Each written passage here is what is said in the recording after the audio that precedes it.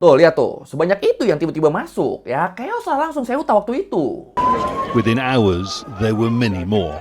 Coast and Border Guard officers looking on as the numbers grew. Maroko, mereka tuh justru jadi salah satu negara Arab yang udah menormalisasi hubungan sama Israel. Spanyol tahu-tahu rame nih ya. Jadi buat yang belum tahu, kemarin di Spanyol, tepatnya di wilayah Ceuta, itu baru aja diserbu sama gelombang imigran dari Maroko yang jumlahnya tuh mencapai puluhan ribu orang. Kalau dari video-video yang viral di sosmed, itu orang-orang tuh kelihatan mereka tuh pada datang tuh dari laut, dan pas nyampe di pantai, mereka pada lari masuk ke wilayah Spanyol. Dan ya jelas ini bikin warga sana panik dong. Wilayahnya tiba-tiba digeruduk puluhan ribu orang kan, siapa yang nggak panik coba? Dan gara-gara kejadian ini, Spanyol, bahkan negara-negara Uni Eropa, mereka jadi pada tegang tuh, pada siaga mereka, takut hal-hal yang nggak diinginkan terjadi. Nah, tapi terus yang menarik, di tengah suasana yang chaos ini, ada dugaan kalau kasus ini, peristiwa penyerbuan wilayah Spanyol sama orang-orang Maroko ini, dipercaya ini tuh ada hubungannya sama Israel loh. Wah, tapi emang apa sih yang ngebikin orang-orang Maroko ini sampai nekat nyebrang ke wilayah Spanyol? Dan apa bener kejadian ini ada hubungannya sama Israel? Yaudah kalau gitu, langsung kita bahas krisis migran di perbatasan Spanyol. Di Learning by Google. Ini sebelum kita bahas kronologi kejadiannya, gue jelasin lokasi kejadiannya dulu kali ya. Jadi krisis migran ini tuh terjadi di kota Ceuta, wilayah Spanyol yang lokasinya tuh ada di ujung Afrika Utara. Ada di ujungnya Maroko. Jadi ada tuh wilayah Spanyol dikit di benua Afrika. Jadi walaupun dia di wilayahnya Spanyol, tapi nempelnya tuh sama Maroko, bukan sama Spanyol. Sama Spanyolnya yang daratan gedenya tuh itu tuh malah kepisah sama laut. Nah jadi orang-orang dari Maroko ini tuh mereka tuh nggak masuk ke teritori Spanyol yang ada di Eropa ya. Enggak, mereka nggak nyebrangin laut Mediterania. Dan selain Ceuta sebenarnya ada juga kota Melilla yang juga sama-sama ada di ujung Afrika Utara dan nempel langsung sama Maroko. Paling bedanya kalau Ceuta dia ada di barat, kalau Melilla dia ada di timur. Dan dua wilayah Spanyol ini jadi satu-satunya perbatasan darat antara Afrika dan Uni Eropa. Selain Ceuta sama Melilla nggak ada lagi tuh wilayah Eropa yang ada di Afrika. Nggak ada tuh, mereka berdua doang. Jadi ya sampai sini kebayang nih ya lokasi kejadiannya kayak apa ya. If you zoom into Morocco, you'll see a tiny wedge of land that stands out from its surroundings. This little bit of land is surrounded by one of the most fortified borders on the planet. This small piece of land is called Melilla. It's one of two Spanish enclaves in Morocco, marking the only borders that Europe shares with the continent of Africa. Oke, sekarang kita bahas kejadiannya, penyerbuan migran dari Maroko ke Ceuta. Jadi krisis ini tuh terjadinya tuh di akhir bulan Juli 2026 kemarin. Kalau menurut laporan dari berbagai media, kayak Reuters sama AP News disebut, sejak hari Kamis 30 Juli sampai Jumatnya 31 Juli kemarin, ada sekitar 50-60 ribu orang dari Maroko yang tiba-tiba aja nyerbu masuk ke Ceuta. Tuh, lihat tuh. Sebanyak itu yang tiba-tiba masuk. Ya, chaos lah langsung Ceuta waktu itu. Warga kota Ceuta tuh jumlahnya tuh cuma sekitar 84 ribu orang. Datang manusia lain yang jumlahnya hampir sama. Kayak jumlah penduduk di sana. Ya, gimana nggak chaos? Mana terjadinya cuma dalam 2 hari lagi kan? Bener-bener di situ petugas imigrasi Ceuta tuh dibikin kewalahan. Bahkan kota Ceuta tuh sempat sampai lumpuh total loh. Fasilitas kesehatan kebanjiran pasien, pusat ekonomi dan sekolah pada ditutup, dan aparat keamanan dikerahkan secara maksimal buat ngejaga kota Ceuta. Pemerintah kota bahkan sampai harus tutup jalan dan akses-akses strategis buat mencegah pergerakan imigran gelap yang makin nggak terkendali. Dan selain Ceuta, sebenarnya kota Melilla juga tuh dapat serbuan migran ilegal gini ya. Tapi ya kasusnya emang nggak separah di Ceuta. Nggak separah ini. Dan gilanya sebenarnya perbatasan Spanyol Maroko ini tuh bukan sesuatu yang gampang ditembus loh. Perbatasan darat dua negara ini tuh dibatasin sama pagar kawat berduri yang tinggi banget. Sama dijaga aparat secara ketat. Terus kenapa ini bisa kecolongan? Nah ini nih yang gila nih. Jadi karena mereka tahu hampir mustahil buat tembus jalur darat, akhirnya kebanyakan migran dari Maroko ini mereka tuh nekat berenang dari kota-kota dekat perbatasan. Kayak misalnya dari Venedig. Mereka mempertaruhkan nyawa, menerjang ombak, cuma buat nyampe ke pantai Spanyol. Cuma buat nyampe ke Ceuta. Dan yang lebih edan lagi, banyak dari mereka ini tuh yang nekat berenang tengah malam cuma modal ban dalam mobil, pelampung seadanya, dan nggak bawa apa-apa sama sekali lagi. Paling cuma bawa HP doang yang udah dimasukin ke ziplock gitu, biar aman dari air laut. Udah itu doang bawanya. Sama, ada sih beberapa yang tetap berusaha masuk lewat jalur darat. Kayak tetap maksa manjat pagar perbatasan sampai diselundupin di dalam kendaraan. Kayak misalnya disembunyiin di dalam kompartemen mobil, bis sampai truk. They began to arrive at dawn, some swimming, others barely afloat, approaching the Spanish enclave of Ceuta. Within hours, there were many more.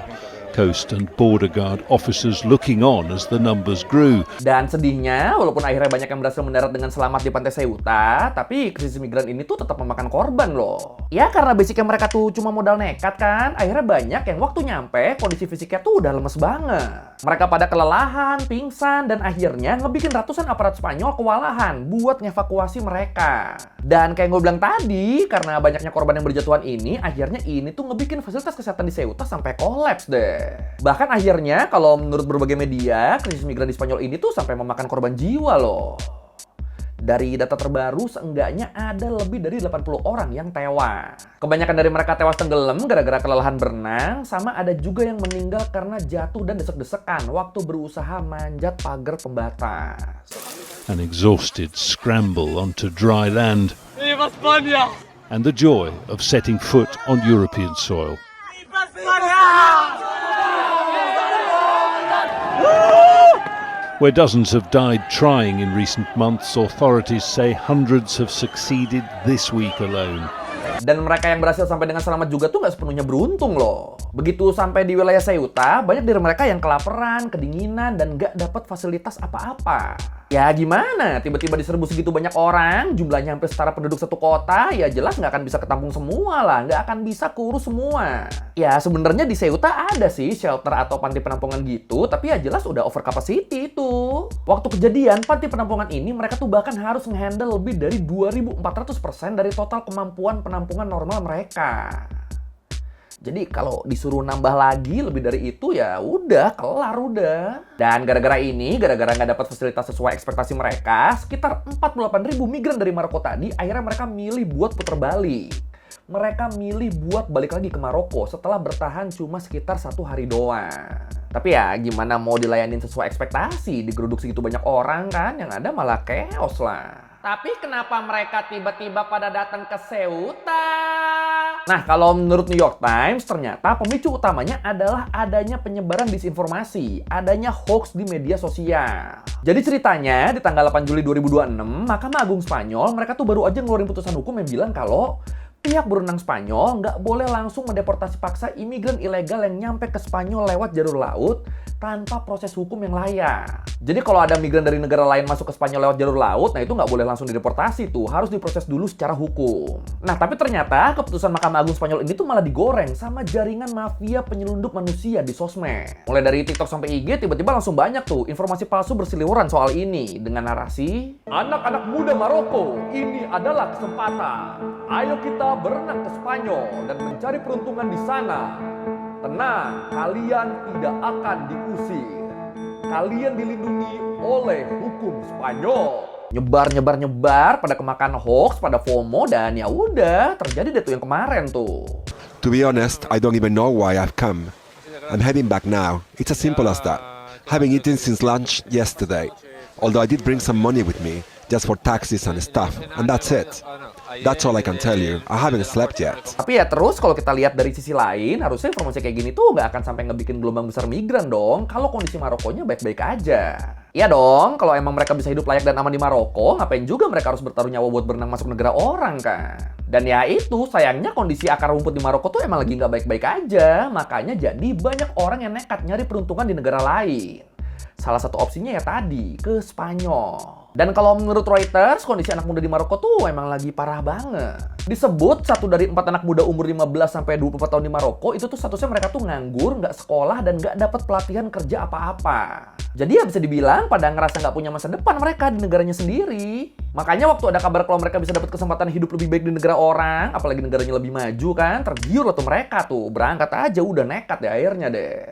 Dan kenapa pilihannya Spanyol? Selain karena lokasi yang relatif dekat sama Maroko, Spanyol juga tuh kelihatan menarik soalnya kebijakan politik Spanyol sekarang tuh relatif pro-imigran. Jadi PM Spanyol saat ini, Pedro Sanchez, itu dia tuh kan berasal dari kelompok sayap kiri ya. Kelompok yang selama ini mendukung dan membela hak-hak imigran di Spanyol. Dan sikap dia ini terlihat dari, kalau menurut BBC News, di bulan April 2026 kemarin, pemerintah Spanyol baru aja ngebikin gebrakan dengan ngasih izin tinggal dan izin kerja legal buat lebih dari 1 juta imigran gelap yang udah menetap di Spanyol. Jadi buat imigran ilegal yang masuk Spanyol sebelum tahun 2026, itu akhirnya mereka dikasih amnesti tuh, dikasih pengampunan dan dikasih hak buat tinggal dan kerja di Spanyol. Dan buat alasannya ini sebenarnya simpel nih. Soalnya populasi Spanyol itu kan makin menua, angka kelahiran rendah, dan akhirnya negara mereka butuh populasi yang produktif buat muter roda ekonomi. Khususnya di sektor-sektor yang butuh buruh berketerampilan rendah. Ya sebenarnya kebijakan ini sendiri tuh jadi pro kontra sih di Spanyol, tapi buat imigran yang udah tinggal di Spanyol, apalagi mereka yang masuk lewat jalur ilegal, ya jelas ini jadi apa ya? Ya jadi angin segar lah buat mereka lah. Mereka jadi dapat kesempatan emas buat memulai hidup yang baru kan akhirnya kan. Tapi sayangnya ya itu tadi, info-info ini tuh dipelintir dan ngebikin anak-anak muda Maroko malah FOMO dan nekat nyebrang ke Spanyol. Some critics, they blame Prime Minister Pedro Sanchez's more welcoming approach to migration, but the government and he himself are calling this a violation of Spain's territorial integrity, and they're vowing to deport those who crossed illegally. Dan waktu krisis migran di Ceuta ini pecah kemarin, wah itu Uni Eropa bahkan dunia langsung geger tuh. Pertama yang paling kalang kabut di sini ya siapa lagi kalau bukan Spanyol. PM Pedro Sanchez dan jajarannya yang terkenal pro imigran, mereka bener-bener panik karena masalah ini. Bahkan mereka sampai ngerahin militer buat nutup perbatasan biar kejadian kayak gini nggak terjadi lagi.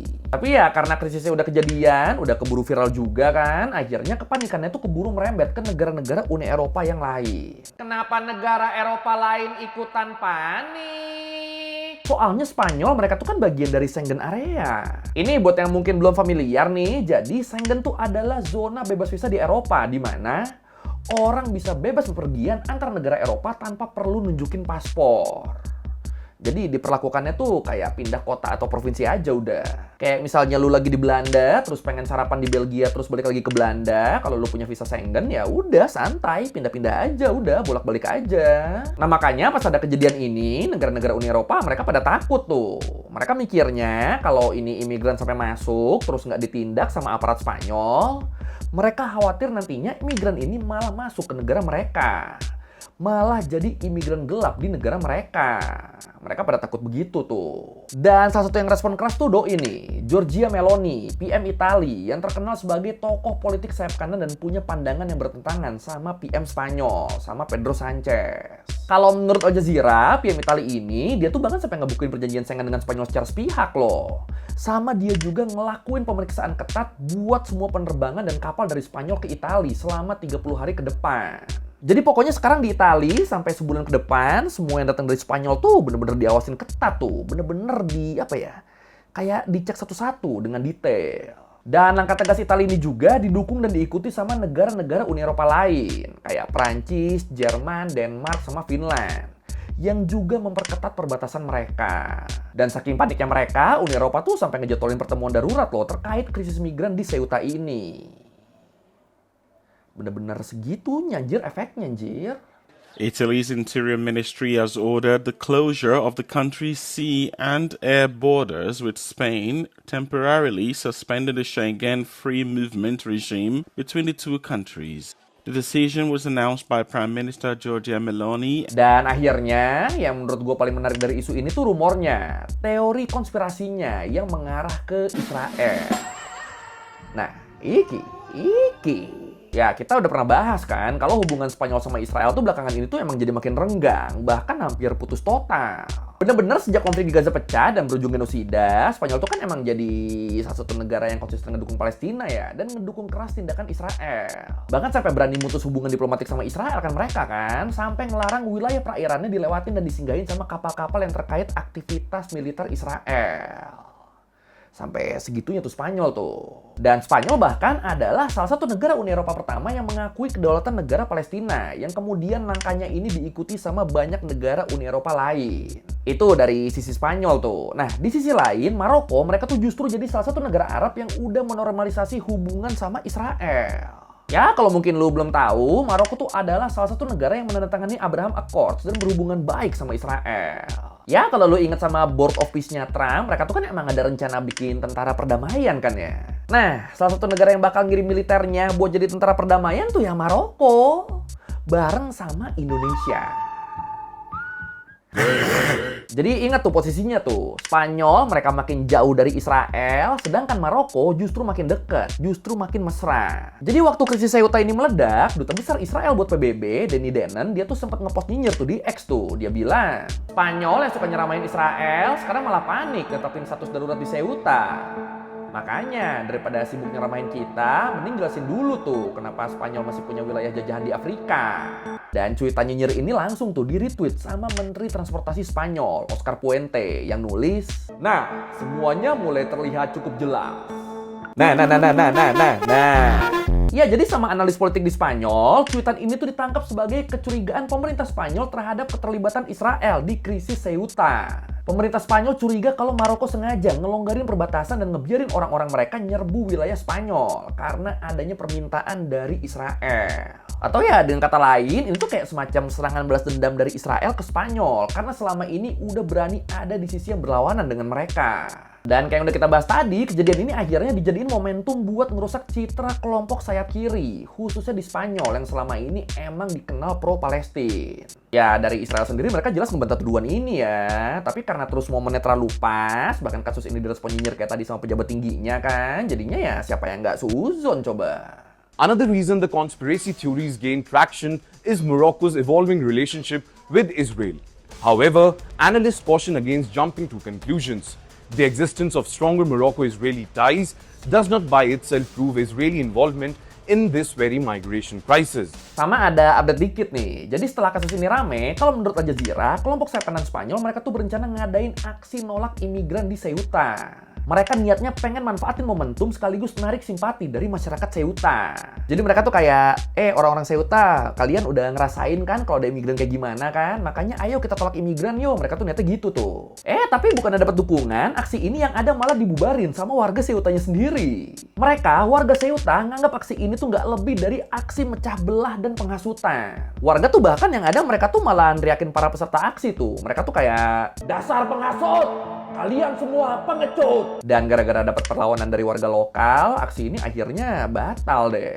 Ya, warga kota Ceuta sendiri mereka tuh sebenarnya emang sempat panik waktu ada serbuan migran dari Maroko. Tapi karena terus berhasil dihandle dengan baik kan, mana orang-orang juga akhirnya mereka pada putar balik, pada balik ke Maroko lagi. Jadinya ya mereka ngerasa pemerintah tuh udah ngelakuin tindakan yang tepat, udah bener pemerintah. Jadi bukan yang marah dan berubah jadi anti-imigran, mereka tuh malah nolak narasi-narasi anti-imigran yang sengaja digoreng setelah kasus di Ceuta. Mantap juga nih warga Ceuta ya, nggak kasut loh mereka loh. Malah makin tegas nolak aksi-aksi yang mecah belah gini. Mantap. Tapi kalau menurut lu gimana nih? Lu percaya ada campur tangan Israel di sini atau emang anak-anak muda Maroko mereka udah pada jengah aja sama kondisi mereka di sana? Yang mana nih? Silakan komen.